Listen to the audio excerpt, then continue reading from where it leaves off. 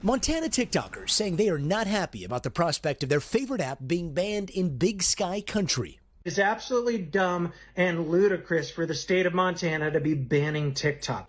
If it's such a huge threat to our national security, we need to know exactly what that threat is. Nobody's telling us. But the bill's sponsor says the threat from China is clear, and she hopes to send a message to Washington. After years of investigative reporting, we now know this to be true. TikTok endangers the safety of Montanans and Americans at large. Around half the states and the federal government already banned TikTok on government devices. This bill, backed by Montana's GOP-controlled legislature, would go even further, prohibiting downloads of TikTok in the state and penalizing mobile app stores or TikTok up to $10,000 a day. It does not apply to individual TikTok users and wouldn't take effect until January 2024. Some small business owners who depend on the app for marketing say they don't like the idea. I would say that this is trying to ban TikTok is sort of censorship in its, finest form. A spokesperson for TikTok called the bill, quote, egregious government overreach and said the issue will be decided in court, adding the bill's champions have admitted they have no feasible plan for operationalizing this attempt to censor American voices. Without citing specific examples, the bill claims TikTok gathers significant information and accesses users' data against their will to share with the People's Republic of China. Testifying before Congress last month, TikTok CEO said parent company ByteDance is not controlled by the Chinese government. Has ByteDance spied on American citizens? I don't think that spying is the right way to describe it. The White House has given the company an ultimatum: sell the app or face a ban in the U.S. Senate Bill 419 has passed the House. Until then, legislators in this deep red state say TikTok represents an espionage threat more significant than any high-altitude balloon. Whatever information the balloon gathered, it surely fell short of China's other surveillance tool, TikTok. Now, once this bill reaches Montana governor's desk, he has 10 days to act on it. The governor hasn't commented specifically on this yet, but he's already banned the use of TikTok on state devices. And at that time, writing, we will defend the state of Montana against all who pose a threat to our security and way of life. Guys. All right, Gotti, thank you. Well, let's bring in NBC's tech correspondent Jake Ward. Jake, good morning to you. Before we get into the practicalities of this and whether it's even enforceable.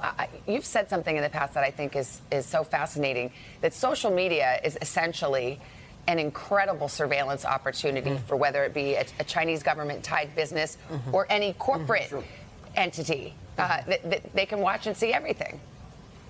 That's absolutely right. I mean, Savannah, we know the term applied to this whole business model is surveillance capitalism, whether it's a Chinese-owned company or an American-owned company. The whole point of social media as a business model is keeping track of what we are doing, what we are interested in, what we're likely to do next, and, of course, physically where we are. That has been the essence of it for all this time. I spoke to one intelligence security expert who says a generation ago, the idea that you could actually have something as effective as this, would be unimaginable to any sort of national intelligence service. And the fact that we all have it walking around on our phones is just an absolutely unimaginable thing from a national security perspective. So, Jake, if this ban does go into effect, how do they even figure out who has downloaded that app? Because people who already have the app get to keep the app. So I guess that would mean new downloads. How are they going to survey it? So many things to sort out here. And, the thing about Montana lawmakers is they may not be the ones who have to figure that out, contrary to what TikTok says there in Gandhi's piece about not having an operational idea of it. I mean, really all that the lawmakers in theory have to do is say this is banned within our state borders, and then it becomes up to the providers of the technology to sort that out. We know technologically it is feasible. Experts tell me that, companies can figure out exactly where you are pretty easily based on your cell phone signal and location. But what happens at that point, right? If you walk 5 feet out of the state, right, what happens then? What if you're in one of the 7 sovereign territories inside Montana, that are tribal? I mean, all of that is very, very complicated. But we do know at this point, right, that as of January 1st, 2024, if this goes forward, there would be a $10,000 a day fine for TikTok, for users of TikTok within the borders. But the most important thing here, you guys, is that it would not be us, the users of TikTok, that would pay that fine. There'd be no charges for them. It would be just a fine levied against the company. Yeah. And how that would all work, of course, needs to be sorted out both technically and in court. Yeah, it sounds like a lot has to be sorted out. I mean, Jake, the reality is that it's not just like teenagers doing wacky dances on TikTok. You do have some small businesses that use TikTok to advertise. Isn't it like whack-a-mole? Even if they shut down TikTok, wouldn't you just get another TikTok a few months from now, a few years from now, essentially doing the same thing?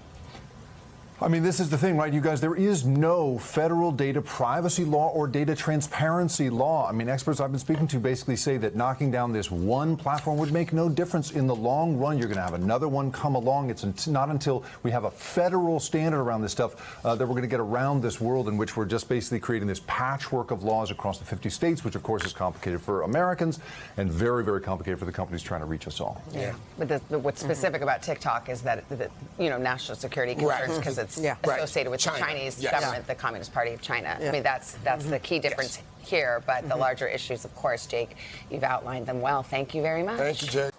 Hey, thanks for watching. Don't miss the Today Show every weekday at 11 a.m. Eastern, 8 Pacific on our streaming channel, Today All Day. To watch, head to today.com/allday or click the link right here.